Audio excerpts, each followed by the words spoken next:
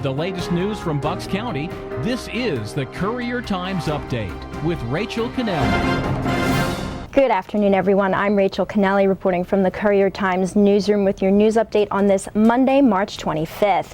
We begin with a warning from Bristol Township Police to lock your car doors after a rash of valuables have been reported stolen. There's no specific area being hit, but police tell our reporter George Matar that they're getting 2 reports a day about thefts from vehicles that they say could be avoided.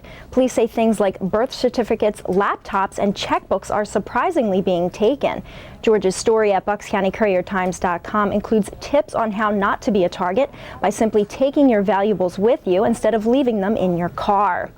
Some troubling state survey results are raising eyebrows in the new Hope-Solebury school district. A report found that students in that district are using drugs and alcohol more than their peers across Pennsylvania. New Hope-Solebury students reported the highest use of alcohol, marijuana, and cigarettes in the youth survey conducted in 2011 and 2012. Reporter Frida Savannah tells us school officials have met with student focus groups to confirm the findings and address the problem. You can see the full survey and results in her story on our website. You might also be surprised by the latest report from the Coalition Against Hunger, which says 1 in 17 Bucks and Montgomery County residents isn't making enough money to put food on the table. While Wall Street seems to be getting back on track, more than 86,000 Bucks and Montgomery County residents receive nutritional assistance from the government. But that comes as no surprise to local food pantry workers who say the number of people needing their help is growing and they're getting younger. Reporter Jim McGinnis talks about the complete report in a story online.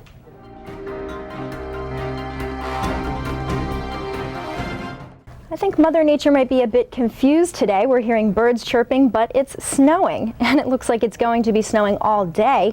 Our video reporter Alex Finney is out in this spring storm. What's it like out there, Alex? Thanks, Rachel. As you can see, spring is definitely in the air. No, but on a serious note, the snow is really coming down here. I just finished driving in from New Jersey, and I have to say, the road's very slushy. You want to be careful when driving. Children are off of school now. Go outside, have a snowball fight, go sledding. But unless you have to be on the roads, it is my suggestion to stay off the roads because the snow is going to worsen as the night goes on, which means driving conditions are only going to get worse. And as you can see, spring is definitely in the air. Rachel, back to you. Thanks, Alex. We'll see a combination of rain and snow throughout the day today with a high near 40. We could get anywhere between 1 to 3 inches of snow, and the rain and snow showers will continue tonight with a low around 31. Hopefully the weather lightens up for the Jewish holiday of Passover that begins at sundown tonight. Reporter Hema Duarte tells us in a story at buckscountycouriertimes.com about the celebration of the deliverance of Jewish people from bondage in Egypt and how it's commemorated with a Seder, a Jewish ritual service and ceremonial dinner.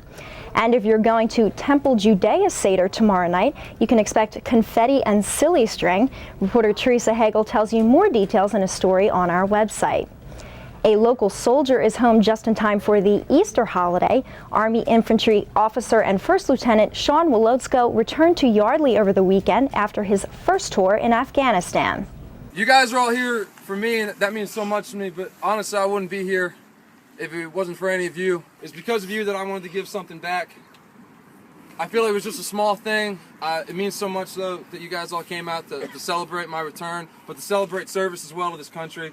The United States of America. I'm glad to be back in it, and it's been a real honor and a real pleasure to meet all of you. Thank you so much. Of course, we wish Sean and his family a happy holiday. Reporter Hema Duarte tells us in a story online that he'll be returning to Kansas, where he's stationed April 7th.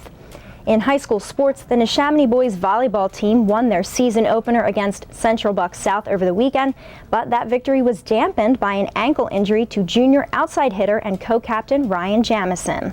Ryan went up to hit a ball and he caught his foot on the pad covering the pole, so he rolled his ankle pretty good, so we just kind of have to wait and see how bad it is, and hopefully he'll be back soon. This is really my first high school experience with an injury, so it's a new thing. Ice, ice, ice. We found out last night he made the A1 United States Junior National Team, and that puts him in the top 50 players in the country. So it's a really great accomplishment. We're really happy for him. So, and then this morning found out he's in the National Honor Society too. So that's another great accomplishment. He's just having a great week so far, besides the injury.